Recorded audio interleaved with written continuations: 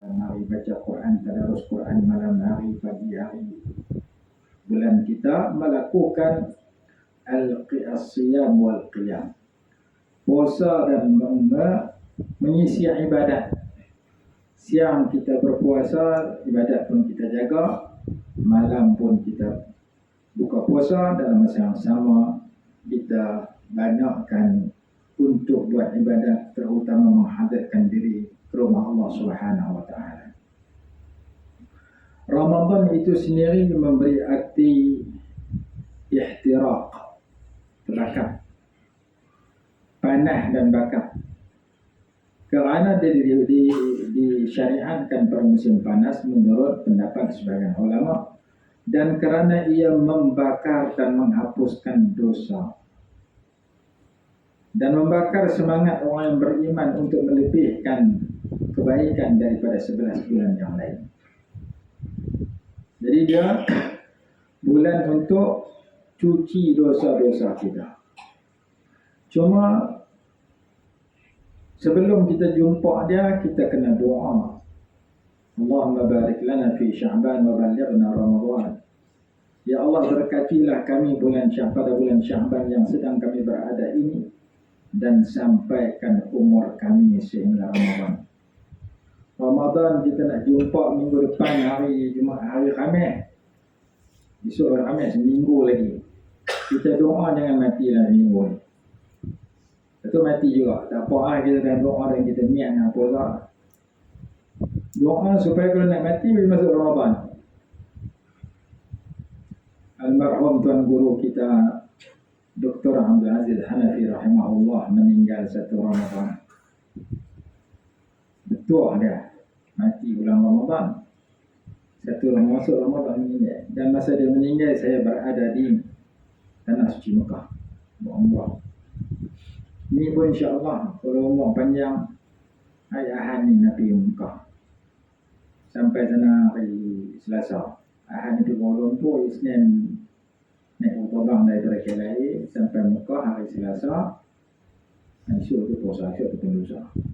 InsyaAllah saya akan sambut Ramadan di Mekah, kemudian ke Madinah, kemudian balik 31 hari bulan Mac.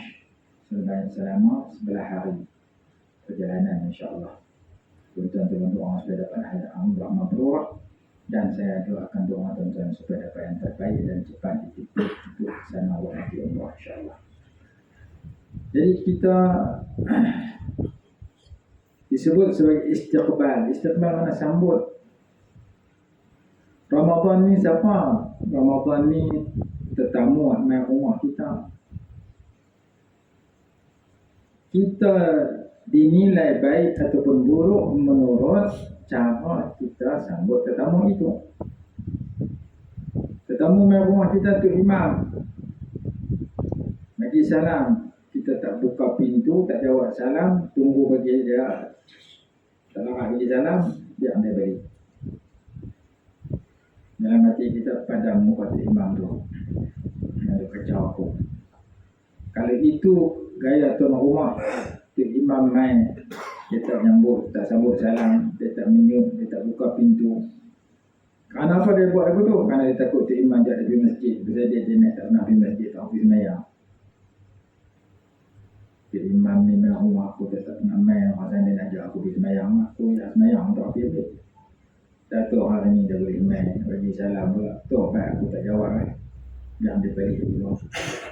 Tu imam kona balik, 25 minit, main seorang lagi, salam pun tak pergi, panggil kita.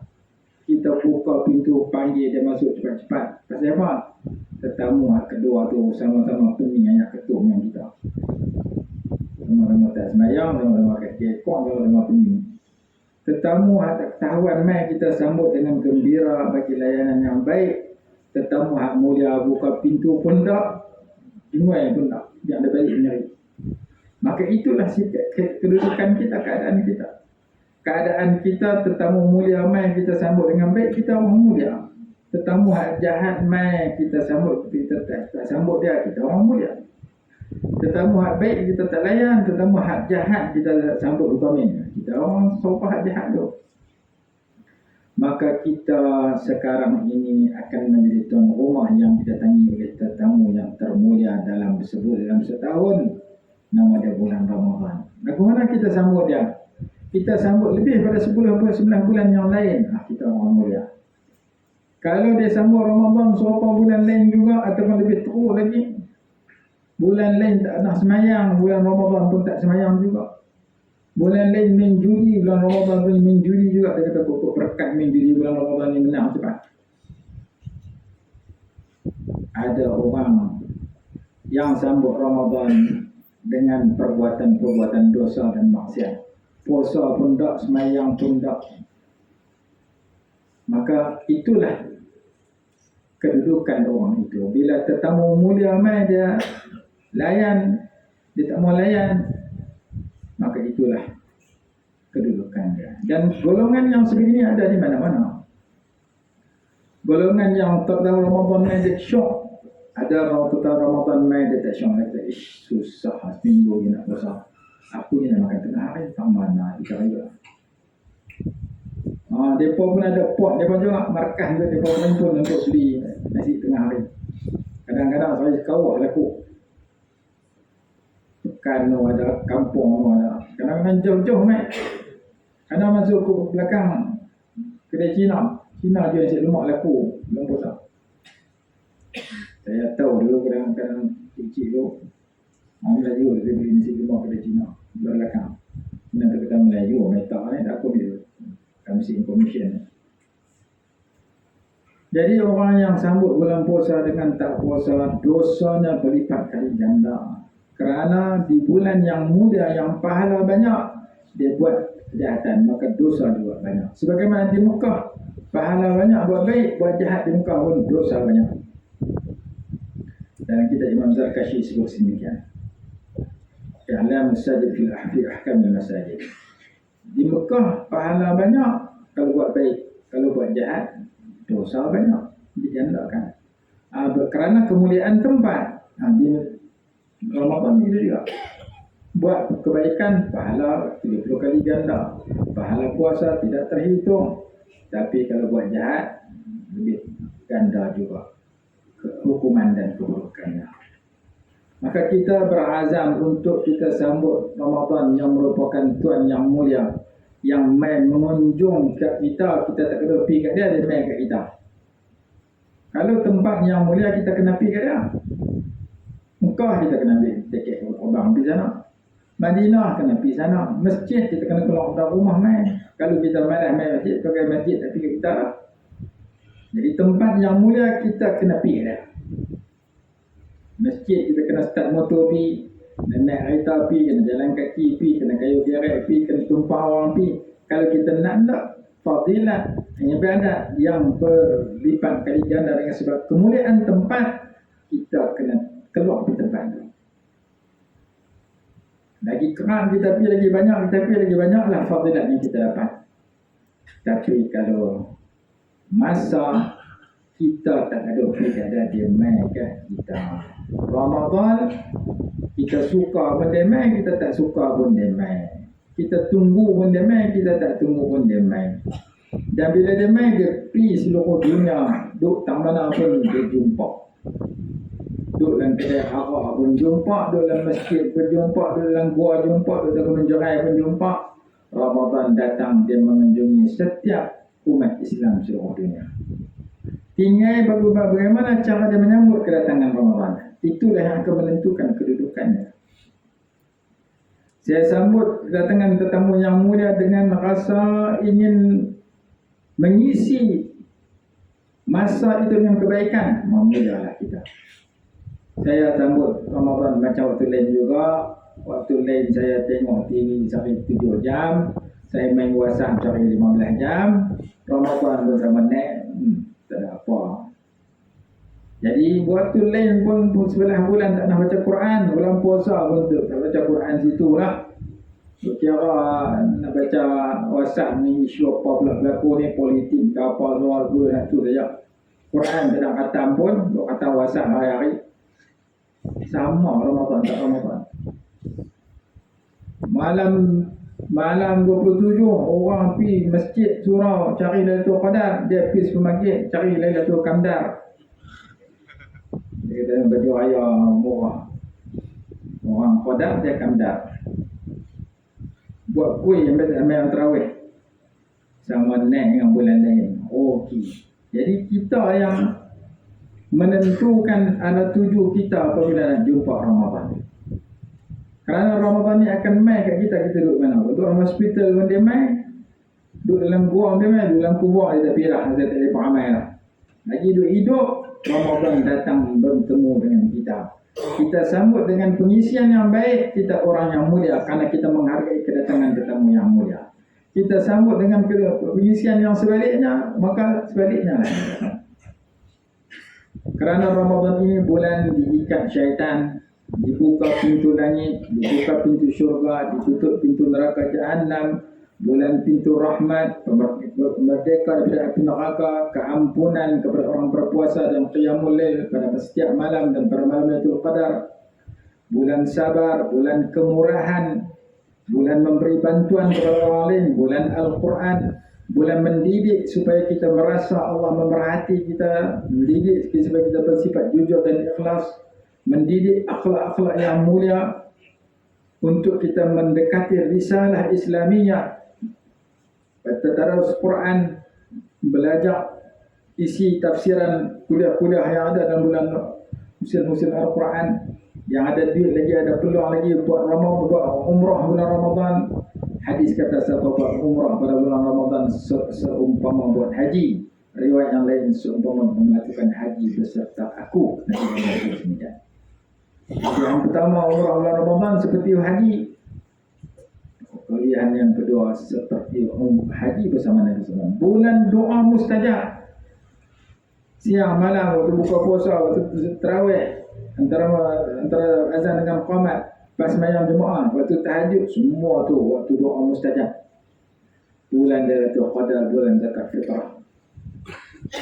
Banyak kelebihan, nasnya begitu jelas. Apa yang penting kita kena azam, dan kalau boleh keazaman kita itu yang kita nak jumpa minggu depan, saya kalau jumpa tahun ni Ramadan, saya nak isi Ramadan tahun ni paling baik seumur hidup berbanding yang lepas-lepas.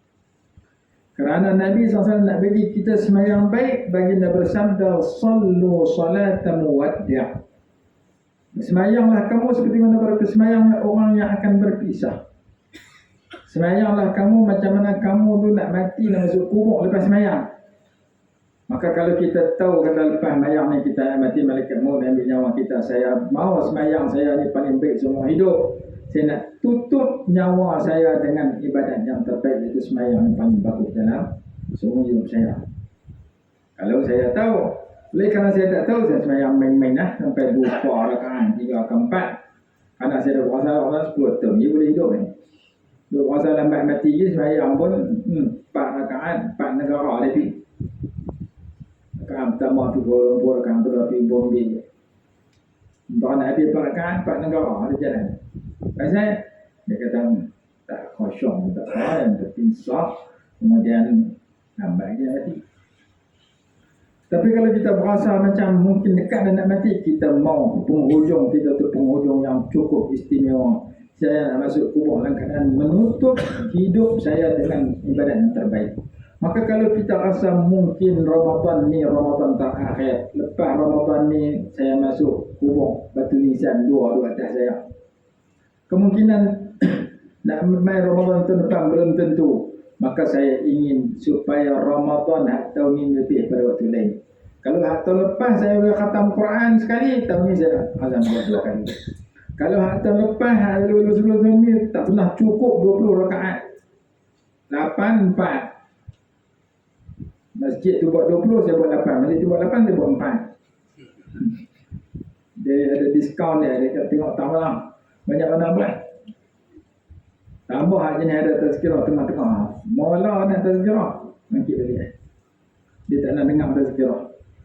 Di Sungai Petani seorang ustaz tu habis 8, dia mangkit duduk atas kerusi nak buat tazkirah. Sekarang balik, sekarang masjid balik. Dia kata jangan balik, siapa balik aku sumpah jadi katak. Balik juga.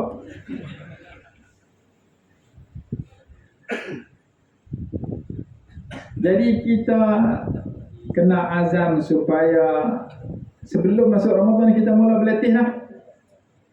Ramadan ni kalau boleh nak sembahyang 5 waktu berjemaah, Allah mula arah jemaah. Ramadan ni kalau boleh nak baca Quran banyak-banyak, lah baca ala sisi.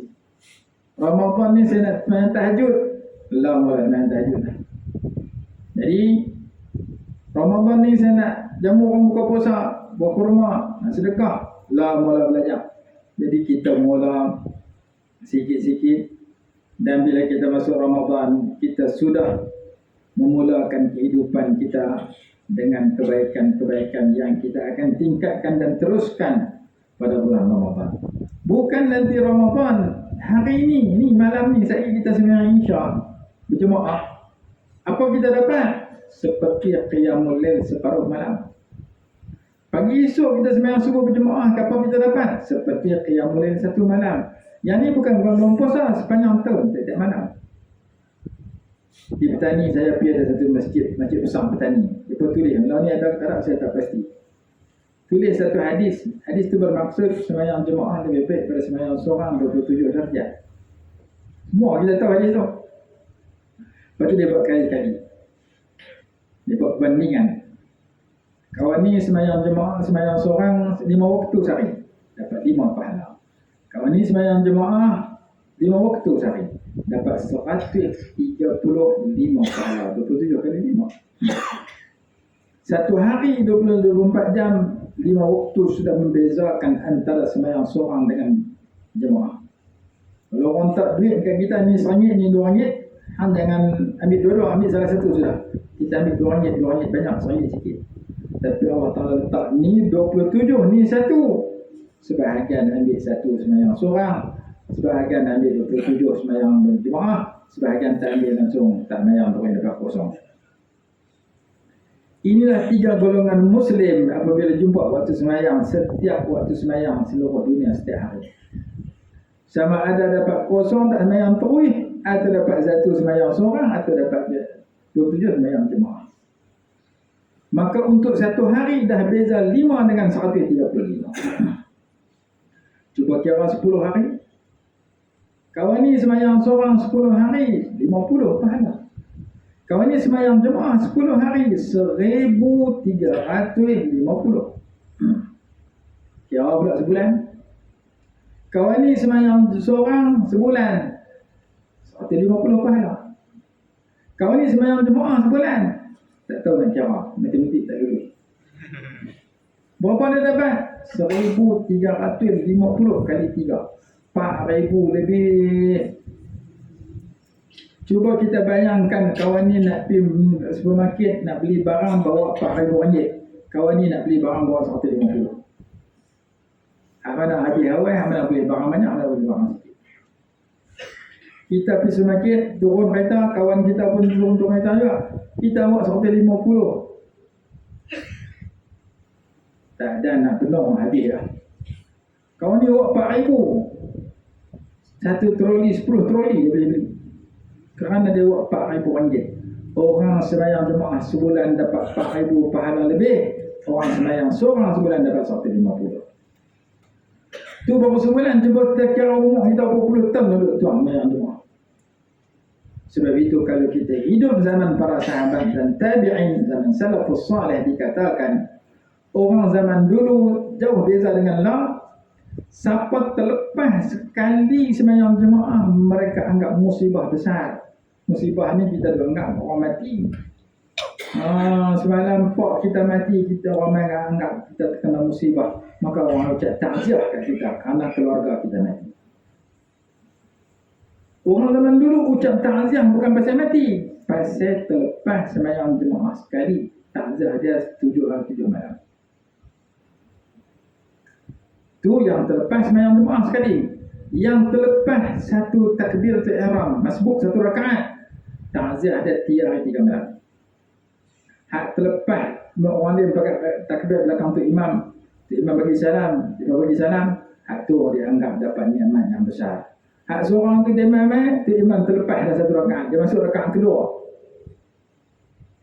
Orang tu imam bagi salam, dia bangun seorang-seorang dia masbuk satu rakaat. dia sudah dianggap ditimpa musibah besar dan diucapkan takziah siang malam selama 3 hari 3 malam. Hatta sekali tak sembahyang jemaah 7 hari 3 malam. Sekali terlepas takbiratul ihram masbuk 1 rakaat 3 hari 3 malam. Takziah yang mereka ucapkan berbunyi, laisal musab man faraqal ahbab, innamal musab man faqada as-sawab. Bukanlah orang yang ditimpa musibah orang yang berpisah dengan orang-orang yang dia kasih. Orang dia kasih mati. Bukan itu musibah besar. Musibah besar man faqada as-sawab, orang yang luput pahala, yang menghadapi kehidupan yang keadaan dapat pahala sikit. Siapa sikit? Orang lain jemaah dia sembahyang seorang. Orang lain tak masbuk, dia masbuk, pahala dia kurang daripada orang yang dapat lengkap serta-perta. Bila jemaah serta-perta dengan tu imam. Tu imam 4 dia 4, tu imam 3 dia 3. Bukan tu imam 4 dia 2 dengan tu imam 2 bersambung lagi. Kalau kita hidup zaman tu hari-hari dapat takziah, dia tuang hari-hari. Dia bukan dekat sembahyang takbiratul ihram, tuang jemaah kata-kata perkara biasa. Tak sembahyang jemaah perkara biasa bagi kita. Tapi bila kita mengaji, kita tengok besarnya fadilat sembahyang jemaah, maka kita akan berazam untuk sembahyang jemaah setiap hari walaupun tak ada 5 waktu. 4, 3, 2, 1. Yang penting setiap hari saya nak sembahyang jemaah, tak boleh pergi masjid, surau tak boleh surau, jemaah nak Quran ke di rumah. Yang penting tiap-tiap hari tak mau tinggal ada sembahyang jemaah sampai masuk rumah. Oh, ustaz cerita tu zaman dulu, zaman lama dan kalau ni. Tak apa. Pasal apa kalau kerja? Kami yang kerja 7 pagi 7 petang sampai rumah. Siang duduk tempat kerja. Sembahyang jemaah malam. Oh, saya malam pun tak boleh pergi, saya jadi 4 gad. Pergi siang. Takkan 4 gad 24 jam. Jadi hak boleh pergi siang, pergi siang. Tak boleh pergi siang, pergi malam. Sekurang-kurangnya 2 waktu, iaitu Isya dengan subuh. Siapa sembahyang Isya berjemaah dapat pahala qiyamul lail separuh malam. Siapa sembahyang subuh berjemaah dapat lagi separuh. Maka kita azam mulai malam ni sampai mati, saya tak mau tinggal dah Isya dengan subuh berjemaah. Boleh di masjid-masjid, tak boleh masjid surau, tak boleh surau sembahyang jemaah di rumah. Saya akan dapat pahala qiyamul lail tiap-tiap malam, tak tidur malam. Saya tidur mengerah, tak sembahyang subuh, tak sembahyang sunat, tapi saya dapat pahala tak tidur sembahyang sepanjang malam. Yang boleh buat lagu ni, kalau dalam kitab Ihya ada sebenarnya puluhan orang yang sembahyang subuh dengan wuduk Isya. Luar biasa. Yang dalam kitab Bidayah wa Nihayah Imam Ibnu Katsir diceritakan Sayyidina Umar Ibn Al-Khattab radhiyallahu ta'ala anhu di akhir usia baginda sembahyang malam sepanjang malam dan berpuasa setiap hari. Sayyidina Umar dekat-dekat nak mati, sepanjang sembahyang lepas maghrib sembahyang sampai Isya, lepas Isya sembahyang sampai subuh. 2 rakaat, siang-siang bang subuh. Siang pula puasa sampai maghrib. Tiap-tiap hari puasa, tiap-tiap malam sembahyang tak tidur. Kita tak sembahyang segan, tapi kita sembahyang subuh berjemaah, Isya berjemaah, dapat pahala qiyamul lail tak tidur malam. Kerja sikit gaji mahal. Kalau kita nak buat 2 rakaat, kalau kita kata 2 rakaat 5 minit, 1 jam 60 minit, berarti 24 rakaat. Kalau 1 malam 9 jam, 10 jam, berarti 1 malam lebih kurang 200 rakaat. Kita hanya sembahyang subuh berjemaah dan Isya berjemaah, Allah beri pahala serupa sembahyang sunat 200 rakaat setiap malam. Kerana subuh separuh malam, Isya separuh malam. Hadis berbunyi, man shalla al-isya'a fi jama'atin faka'annama qama nisfal lail. Siapa sembahyang Isya berjemaah seolah-olahnya dia qiyamul lail separuh malam. Wa man shalla subha fi jama'atin faka'annama qama al-laila kullah. Siapa sembahyang subuh berjemaah seolah-olahnya dia qiyamul lail seluruh malam. Jadi saya tak mampu 5 waktu kerana saya sibuk, saya sekurang-kurangnya ambil Isya dengan subuh. Supaya saya tidur dalam balik rumah tidur, saya dapat pahala tak tidur sepanjang malam. Nak sembahyang 200 rakaat, kalau bulan puasa, mau 10, mau semalam 20, 10 malam 200. Tarawih 20 malam 20 rakaat 1 malam, nak boleh 200, mesti 10 malam tarawih. Ni kita sembahyang sunat 1 rakaat pun tak, tapi dapat pahala serupa sembahyang tarawih 10 malam. Serupa sembahyang sunat 200 rakaat dengan kita jaga 2 ibadat ini setiap malam, lebih-lebih lagi bulan puasa. Jadi apa yang menyebabkan kita segan sembahyang jemaah? Baca fadilat sembahyang jemaah. Kita segan pergi masjid, baca fadilat pergi masjid. Kita segan sedekah, baca kelebihan sedekah. Kita segan i'tikaf, baca kelebihan i'tikaf. Kita segan buat haji umrah, baca kelebihan haji umrah. Kita segan baca Quran, baca kelebihan baca Quran. Kita malah istighfar, salawat, zikir, baca kelebihan semua itu. Dengan kita menuntut ilmu yang berkaitan dengan benda-benda dan penyakit yang ada pada diri kita, penyakit malas, penyakit segan, penyakit malas berzikir, penyakit dosa, penyakit lalai, penyakit ingkar. Mudah-mudahan betulkan hak ingkar jadi hak taat, hak lalai jadi zikir kepada Allah, hak dosa maksiat jadi bertaubat dan buat kebaikan. Maka kita kenal bahawasanya mulianya individu apabila kita mengambil berat 4 perkara yang mulia.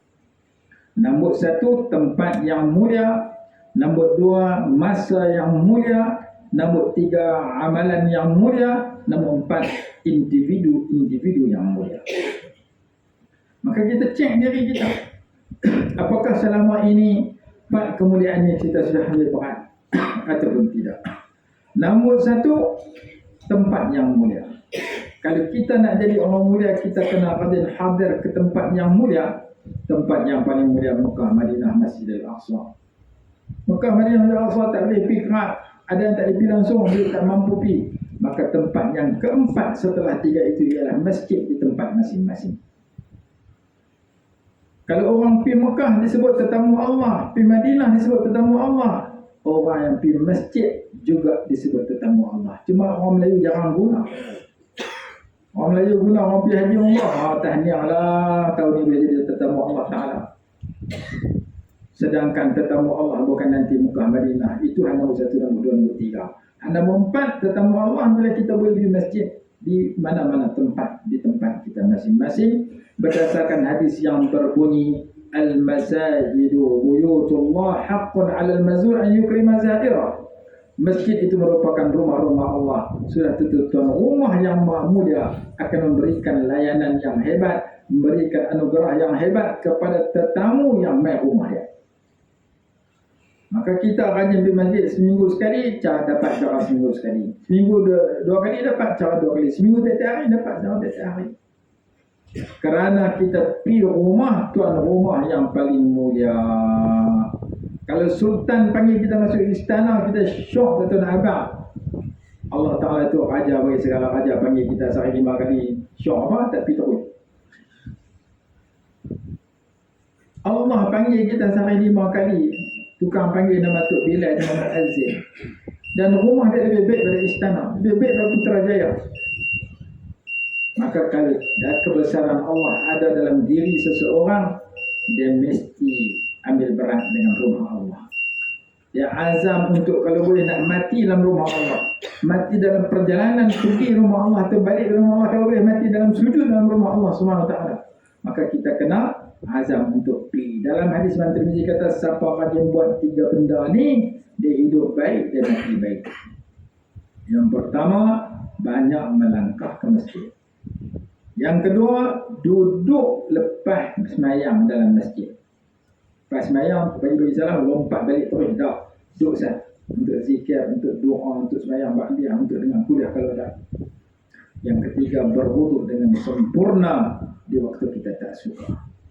Faman fa'ala dhalika 'asha bi khairin wa mata bi khairin. Siapa rajin buat 3 benda ni, hidup dia baik, mati dia baik. Sebab kita hidup, kita nak buat apa? Kita nak bela anak, mudah-mudahan anak kita jadi baik. Kita hidup, kita nak cari rezeki, mudah-mudahan rezeki kita diberkati oleh Allah. Kita hidup, kita nak bekerja, mudah-mudahan kerja kita dapat pangkat elok. Kita hidup, kita buat benang, mudah-mudahan kita dapat padi banyak. Kita hidup, kita meniaga kedai runcit, mudah-mudahan barang kita laku. Kita hidup, kita duduk dengan jiran, mudah-mudahan jiran suka buat baik kat kita. Apa-apa aktiviti yang kita ceburi, mudah-mudahan dapat pertolongan Allah. Sebab Nabi SAW janji, siapa orang yang buat 3 benda tu, hidup dia baik. Lepas tu, hidup baik saja tak cukup. Saya nak mati baik. Wa mata bi khair. Allah bagi kematian yang baik.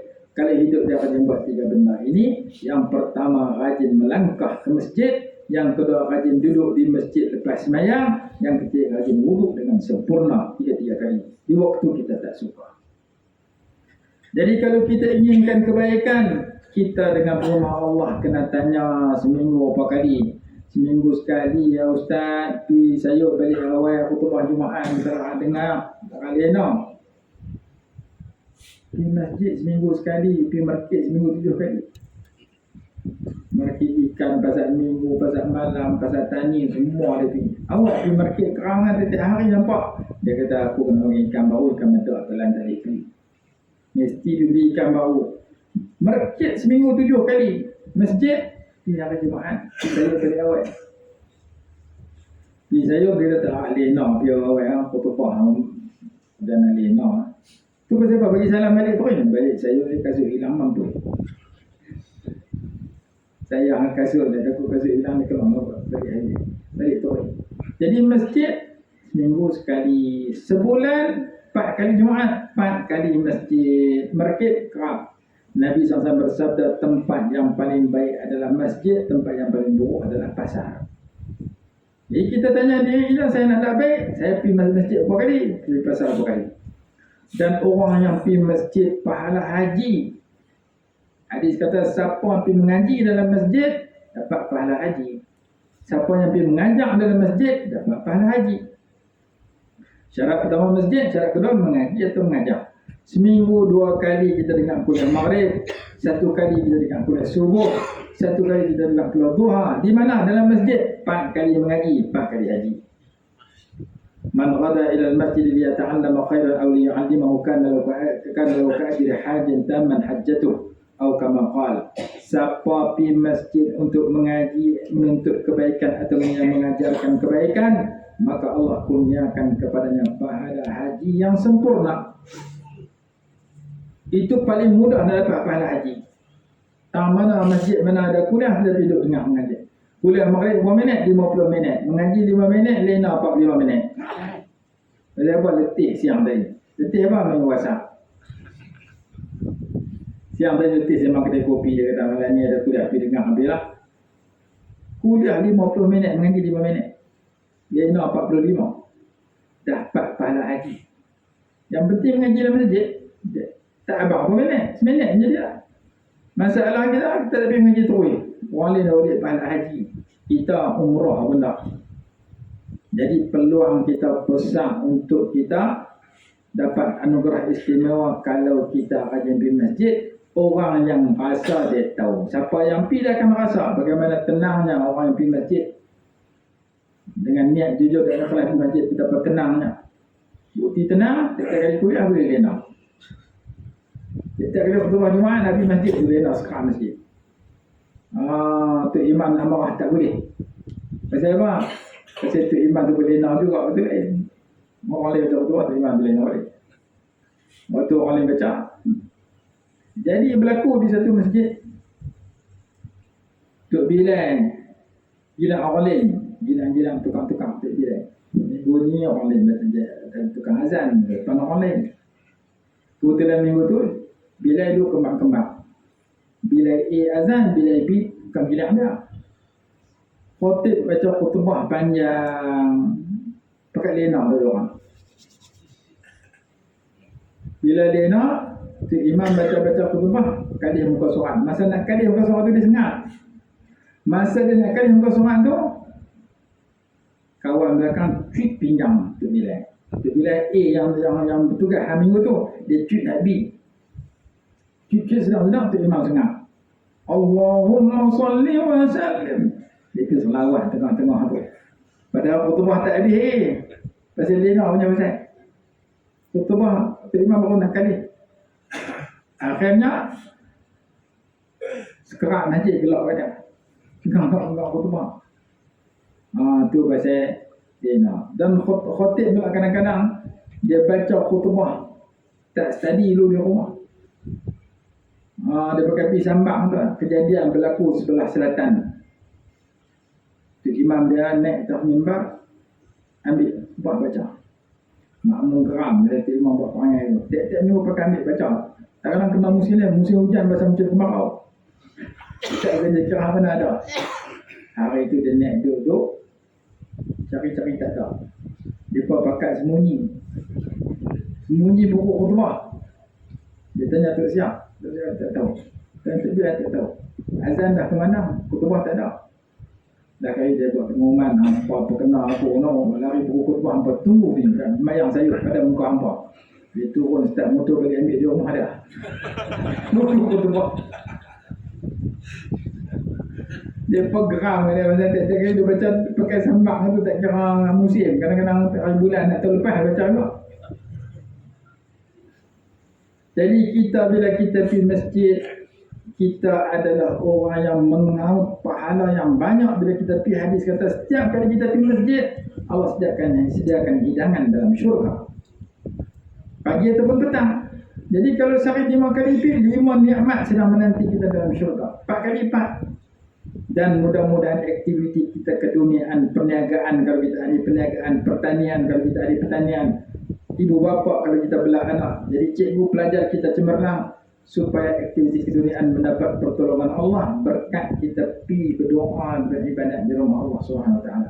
Kerana disitulah tempat yang berbunyi hayya 'alal falah. Apa makna hayya 'alal falah? Marilah menuju kejayaan. Kejayaan tamalah dunia akhirat aktiviti semua.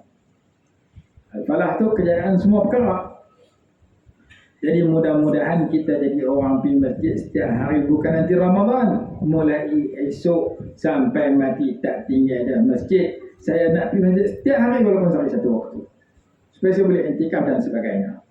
Itu tempat yang mulia, yang perlu kita pergi ke satu. Yang kedua, masa yang mulia. Masa yang mulia adalah secara harian seperti sebelum subuh waktu tahajud. Seperti selepas subuh sehingga terbit matahari, seperti antara maghrib dengan isya. Itu masa yang mulia. Seperti sebelum tidur waktu kita nak istighfar, nak baca doa takut kita mati tengah tidur, maka sebelum tidur kita istighfar siap-siap 3 kali. Siapa istighfar 3 kali, Allah ampunkan dosanya walaupun sebanyak bilangan pasir, sebanyak bilangan daun, sebanyak bilangan daun hari di dunia. Disebut dalam hadis Imam Tirmizi. Istighfar itu berbunyi Astaghfirullahaladzim alladzi la ilaha illa huwal hayyul qayyum wa atubu ilaih. Siapa baca istighfar ni 3 kali tempat tidur, Allah ampun semua dosanya walaupun dosanya sebanyak bilangan daun di pokok seluruh dunia. Dan sebanyak yang lain, sebut buih di laut dan sebagainya. Jadi waktu siang malam ada waktu istimewa. Maghrib sampai isya waktu istimewa. Biar kita duduk dalam masjid waktu tu atau dalam surau atau atas sejadah. Jangan maghrib sampai isya tiap malam duduk pasal malam. Tiap malam duduk depan TV. Duduk menonton. Rugi. Maghrib sampai isya waktu nama dia ihya ma bainal isya'ain. Waktu digalakkan kita menghidupkan antara maghrib dengan isya dengan kebaikan yang banyak. Begitu juga sebelum subuh. Jangan kita tidur masjid lepas subuh. Masjid sebelum subuh walaupun 5 minit, walaupun 10 minit. Kerana waktu sebelum subuh, waktu orang mendapat pangkat jadi dekat dengan Allah. Waktu orang dapat darjah jadi wali Allah. Apabila waktu sebelum subuh dia isi waktu kebaikan, dengan kebaikan. Kerana hadis kata qurbatun ila rabbikum. Hadis Imam Tirmizi kata siapa qiyamul lail dia mendekatkan dirinya kepada Allah Taala. Pangkat paling besar bagi kita bila kita mengaji di sekolah, mengaji di masjid, mengaji di surau, mengaji di sekolah rendah, sekolah menengah. Apabila hujung daripada hasil daripada mengaji itu menjadikan kita orang dekat dengan Allah. Kerana ayat Quran pertama turun Iqra, hujung Iqra wasjud waqtari. Pada Iqra, macam mana manfaat Iqra yang kamu dapat? Apabila kamu jadi orang yang wasjud waqtari, kamu jadi orang yang sujud pada Allah, sujud fardu, sujud yang sunat, sujud sunat, sujud syukur, sujud tilawah, dan bersama-sama waqtari, kamu jadi orang yang hampir dengan Allah. Yang disebut dalam surah Baqarah was-sabiqun dalam surah Al-Waqi'ah was-sabiqun as-sabiqun ulaika al-muqarrabun, kamu jadi orang dekat dengan Allah. Yang disebut dalam hadis wala yazal abdi yataqarrabu ilayya bin nawafil hatta uhibbah, orang yang dekatkan dirinya pada aku dengan buat yang fardu, buat yang sunat, kasih dia.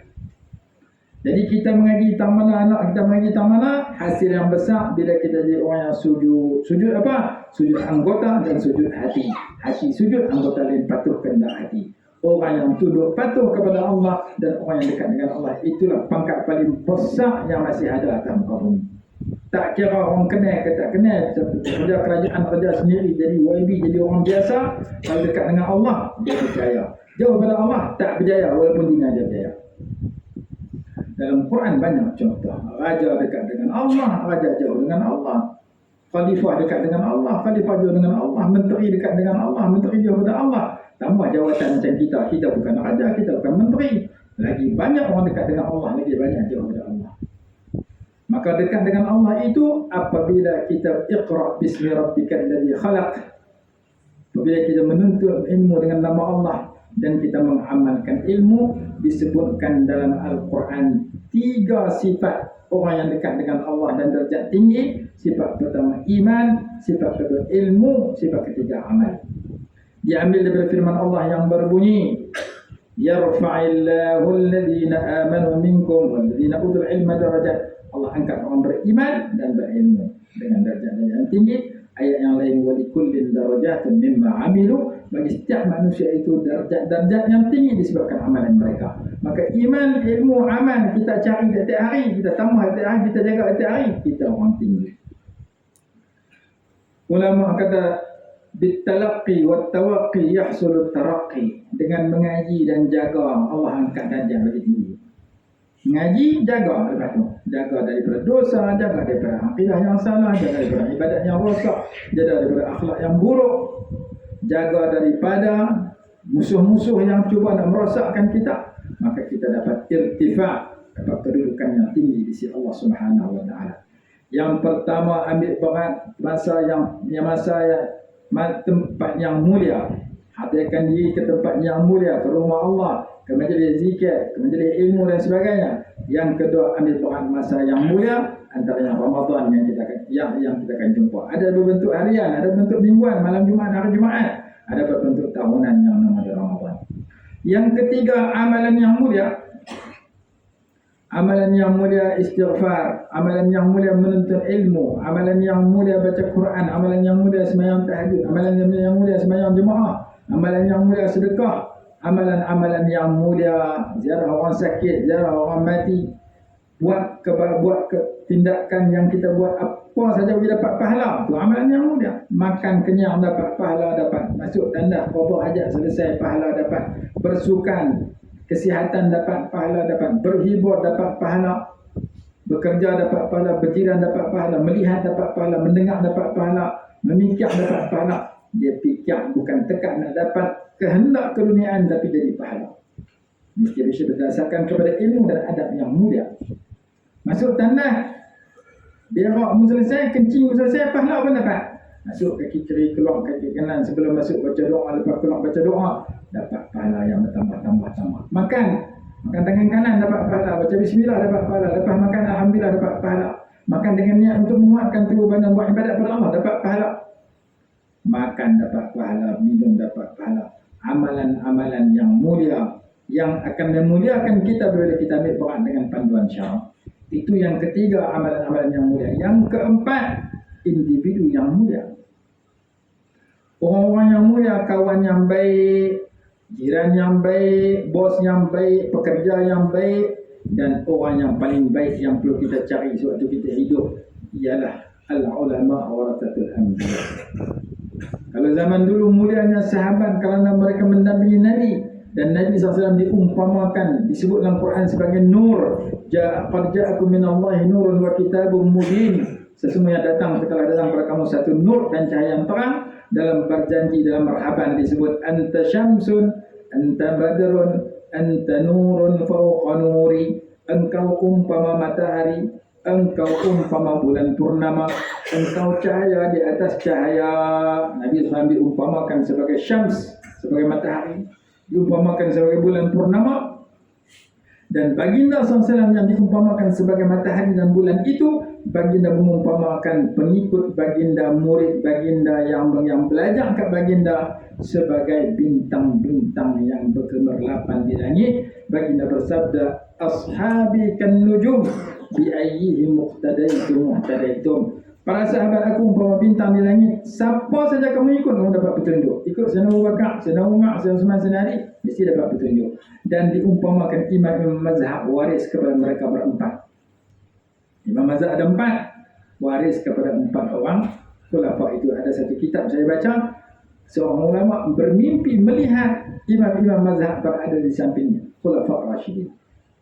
Imam Syafi'i duduk tepi Sayyidina Ali radhiyallahu anhu. Saya tulis dalam kitab saya yang terbaru. InsyaAllah saya akan cetak minggu depan untuk bulan puasa ni. Dalam buku itu saya akan ubah mimpi seorang ulama melihat Imam Imam Malik duduk dekat sekian, Imam Ahmad duduk dekat Khalifah sekian, Imam Syafi'i duduk dekat Sayyidina Ali karramallahu wajhah. Kenapa? Kerana saya ini terkenal dalam bidang memberikan hukum hakam kepada masyarakat. Aqda, qadhi. Maka Imam Syafi'i diumpamakan sedemikian. Disebutkan dalam satu kitab yang menceritakan tentang mimpi yang indah yang Allah anugerahkan kepada orang-orang yang mulia.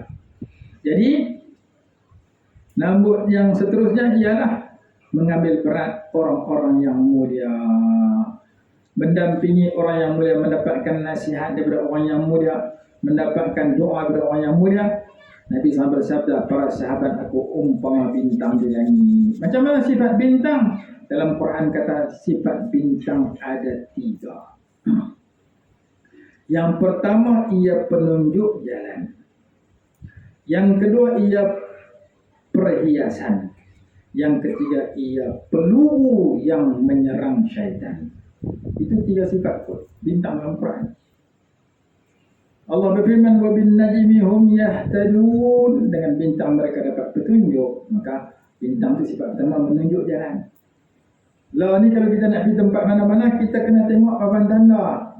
Kalau biru, kalau hijau. Biru Barisan Nasional, hijau PAS. Nak naik lebuh raya kena tengok hijau. Ni pergi ke Kuala Lumpur, ni Bukit Hitam. Jalan biasa kena tengok biru. Ni Kuala Kedah, ni Kuala Jordan. Kalau tak ada yang tu, orang buat tak erti, tak ada nak tengok handphone tak erti, bukan sesat jalan. Maka penunjuk jalan zaman dulu adalah bintang. Orang nak jalan tengah padang pasir, tengah laut, langut tengok bintang. Oh, bintang ni negara ni, bintang ni pergi ni. Lah, yang orang tak erti nama. Jadi bintang tu penunjuk jalan. Orang nak tengok kiblat, tengok bintang. Saya pergi ceramah belah Perak, dia pun masuk lautan. Tempat ceramah tu jauh lautan. Masuk dia pun bagilah bilik untuk tidur. Untuk nak ceramah. Ceramah pagi esok pula suruh. Masuk. Saya pun nak tengok, nak semayang. Sampai. Tengok. Homestay dia bagi tu tak ada tanda kiblat. Buat ni lah. Tahu kata kita main pada jauh. Kiblat pun tak abang. Tinggal pin tu. Kita nak telefon. Bateri. Apa. Tak ada nombor dia. Nak tengok kiblat aku ada tanda. Tak ada. Buat macam mana ni? Saya kata kepada keluarga saya. Nak pergi cari dia ni. Nak semayang ni. Anak saya umur 4 tahun. Anak perempuan dia. Dia kata, awak nak semayang? Nak semayang? Kiblat tak ada ni. Semula. Dia keluar pergi tang beranda. Dia langut. Dia keluar. Dia masuk. Dia kata kiblat pun ni. Dia kata, betul kiblat ni. Umur 4 tahun duduk ajak apa dia. Tak boleh percaya lah.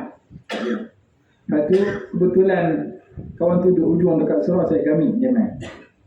Saya kata ni surau ni tidur ni tak ada arah kiblat ni macam mana? Cuma tunjuk kiblat belah mana nak mayang sayur ni.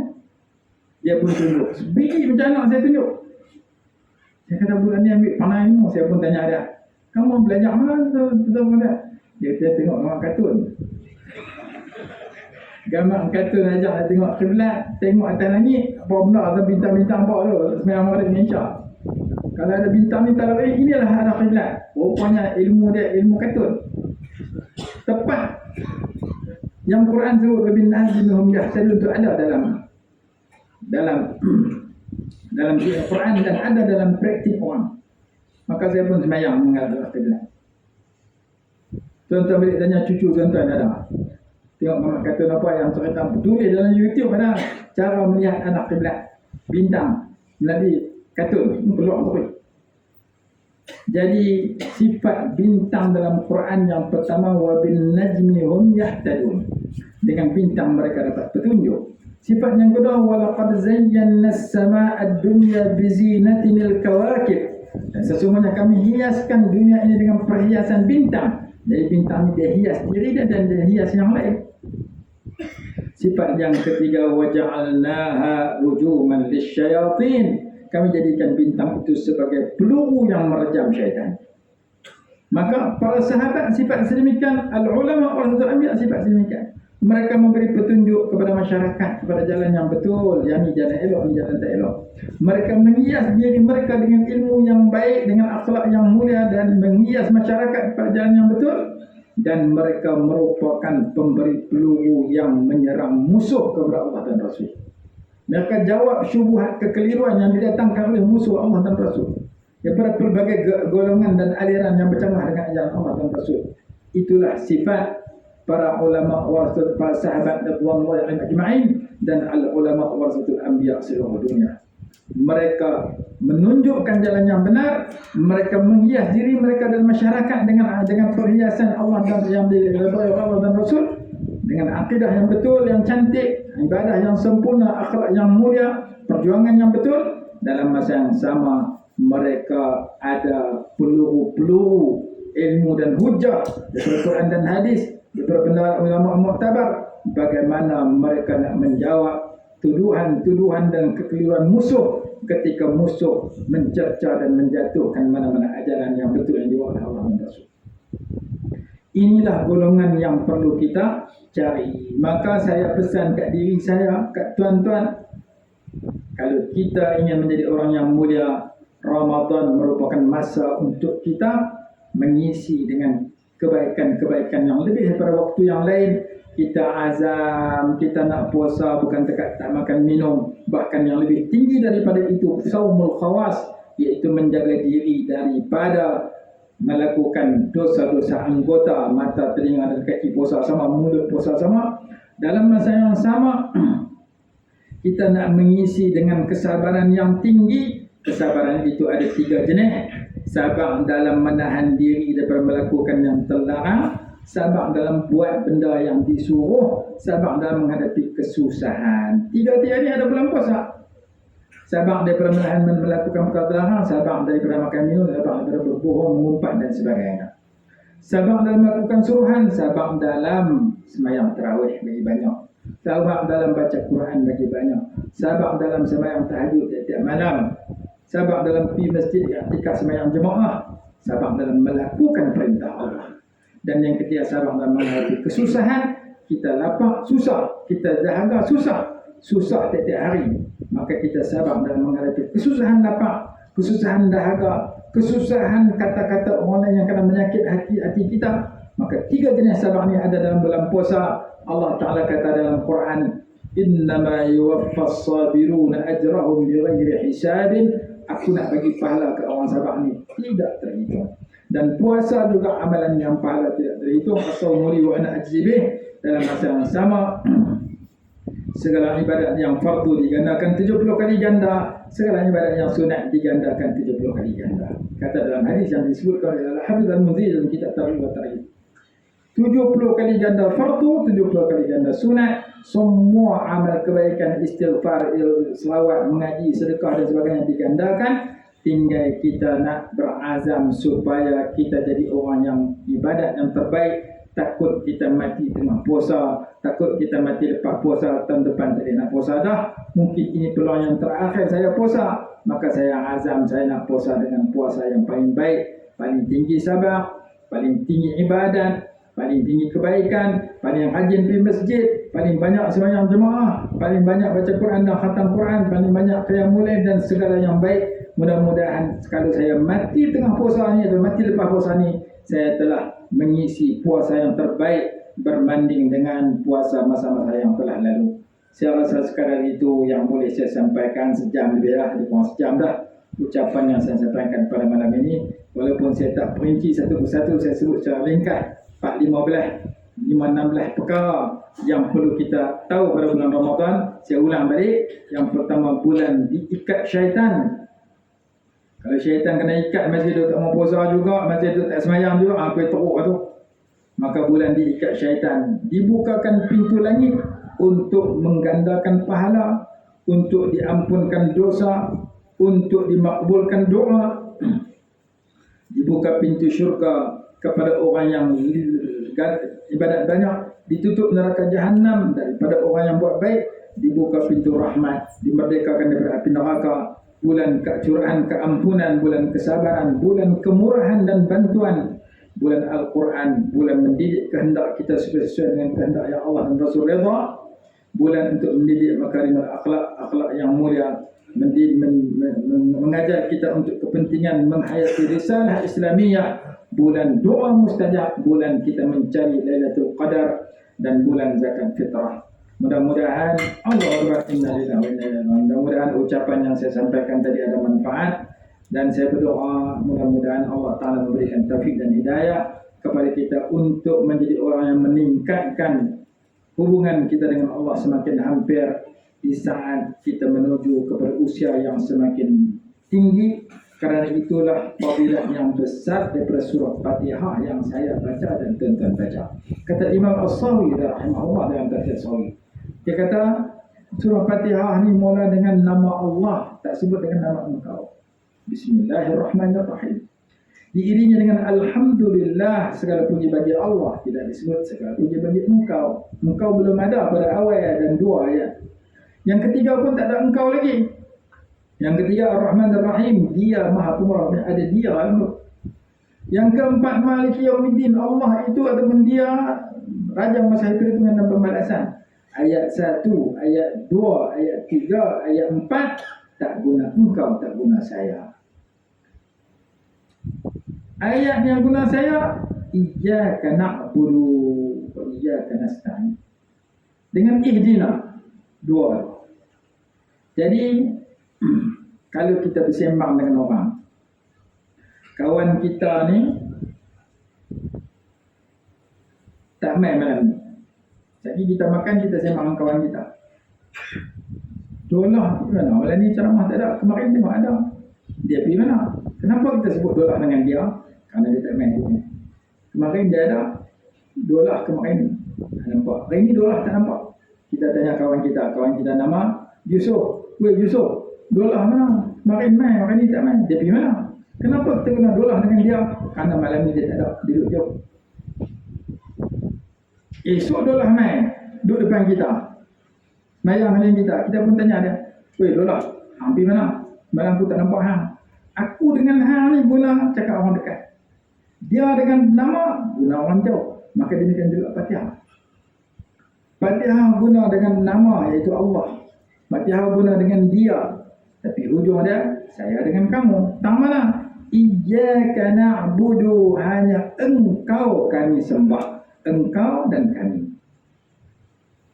Patutnya Allah na'budu, akan Allah kami sembah. Karena mula dengan bismillah, mula dengan alhamdulillah. Sepatutnya iyyahu na'budu, akan dia kami sembah. Karena mula dengan dia Ar-Rahman, dia Ar-Rahman itu dia.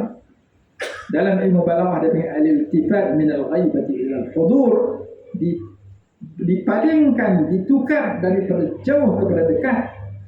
Ghaibah jauh, ghaib, hudur dekat, supaya mengajar pada kita tak mana jauh dan tak mana dekat. Iyyaka na'budu dekat, iyyaka engkau, na'budu kami. Engkau dengan kami itu ganti nama yang dekat. Wa iyyaka nasta'in, iyyaka engkau, nasta'in kami minta tolong, ganti nama yang dekat. Ihdina, beri petunjuk oleh engkau akan kami, engkau ganti nama yang dekat, kami yang nama yang dekat. Jadi tiga kali dekat gitu. Dekat yang pertama iyyaka na'budu, dekat yang kedua iyyaka nasta'in, dekat yang ketiga ihdina. Dalam ihdi ada ke engkau, adna kami, engkau kami, kami engkau. Asalnya Allah dengan dia. Nak ajar kepada setiap orang yang baca Fatihah, apabila kamu memulakan Fatihah dengan jauh, diiringi dengan jauh, diiringi dengan jauh, diiringi dengan jauh, nampak dekat hujung, jadi dekat. Nah, abang, pada setiap orang baca Fatihah, kamu menuju kepada penutup usia kamu, kamu kena berubah daripada jauh pada Allah kepada dekat dengan Allah, sebagaimana kamu berubah daripada jauh pada Allah kepada dekat dengan Allah ketika menuju penutup surah Fatihah. Jadi bila kita baca Fatihah, oh tadi dia guna Allah, tak guna dia, tak guna engkau. Patut iyyaka na'budu guna daripada awal. Bismillahirrahmanirrahim, dengan nama engkau yang Maha. Alhamdulillah, segala puji bagi engkau Tuhan semesta alam. Ni dah guna bismillah, alhamdulillah dah kali engkau dan kami. Sebagai satu pengajaran, setiap kali kamu menuju penutup Fatihah, kamu tukar daripada jauh kepada dekat, ganti namanya, maka kamu kena tukar diri kamu daripada jauh kepada Allah, kue dekat pada Allah. Bila kamu menuju penutup usia kamu, kue tua kena kue bagus, kue tua kena kue baik, kerana kamu nak pejam mata dalam keadaan dekat dengan Allah Subhanahu Wa Taala. Maka lagi tua lagi rajin pergi masjid, lagi tua rajin sembahyang tahajud, lagi tua rajin jaga sembahyang Jumaat, lagi tua rajin banyak buat baik, supaya kita berubah daripada jauh pada Allah peringkat awal, dan kita pejam mata dalam keadaan paling hampir kepada Allah Subhanahu Wa Taala, sebagaimana yang diajar kepada kita setiap kali kita menutup Fatihah dengan ganti nama yang dekat, iaitu saya dan kamu. Saya itu iaitu na'budu, iaitu kami. Kamu iaitu iyyaka. Saya iaitu kami itu nasta'in. Kamu iaitu iyyaka. Saya iaitu na. Kamu iaitu ihdi. Ihdi berpetunjuk oleh engkau. Maka 3 kali dekat di hujung Fatihah, sedangkan mulanya jauh. Supaya kita faham bahawasanya itulah kerja buat yang perlu ada dalam diri kita masing-masing. Kita tak mau ke tua ke jauh pada Allah, ke malas buat baik. Kita mau ke dekat dengan Allah, ke bertambah umur ke baik. Maka hadis kata khairun nas man tala umruhu wa hasuna amaluhu. Orang yang paling bagus sekali umur ke panjang, amalan ke baik. Itulah yang kita nak. Kue tua, kue bagus. Kue suka orang kat kita, kerana kita menuju kepada tua dengan pengisian yang baik. Bila kita benar-benar buat baik, Allah akan buat rasa suka kepada orang baik kepada kita. Bagusnya baik itu dulu masa muda tak nak pergi masjid, lah tak nak tinggal. Bagusnya baik itu dulu tak nak baca Quran, tak reti pun tak, lah hari-hari baca Quran. Orang dia tak perlu minta orang puji dia, Allah tak akan buat rasa kasih dan puji kepada orang baik. Bila kita melakukan kebaikan dengan jujur dan ikhlas untuk mentaati Allah Ta'ala, Allah SWT. Mudah-mudahan Ramadan yang kita akan jumpa akan mengubah kehidupan kita daripada keburukan kepada kebaikan, daripada kebaikan kepada yang lebih baik, dan kita digunakan iman dan istiqamah yang membawa kita mendapat redha Allah SWT dan syurga yang kekayaan biiznillah subhanahu wa ta'ala. Yang baik datang dari Allah, salah sihat, saya mohon ampun dan maaf. Saya ucap terima kasih kepada pihak pemanjur yang sudah menyebut saya untuk mengisi program pada malam ini. أقول قولي هذا وأستغفر الله العظيم لي ولكم. السلام عليكم ورحمة الله وبركاته.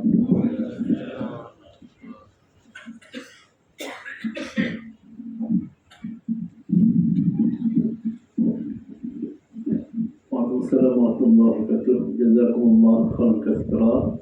Ucapkan kepada tuan guru kita yang mengisi program pada malam Istiqbal Ramadan, dan banyak yang kita dapat daripada ceramah tadi. InsyaAllah saya akan memasukkan rakaman ini dalam grup surah kita untuk kita merjaah balik apa yang tuan guru kita ceramah. Mungkin kita kadang ingat banyak sangat. Alhamdulillah dapat kita amalkan dalam menyambut Ramadan nanti, dan sampailah kita penutup pada hayat kita dari istiqamah apa yang dinasihatkan oleh kepada tuan guru kita tadi. Sekian.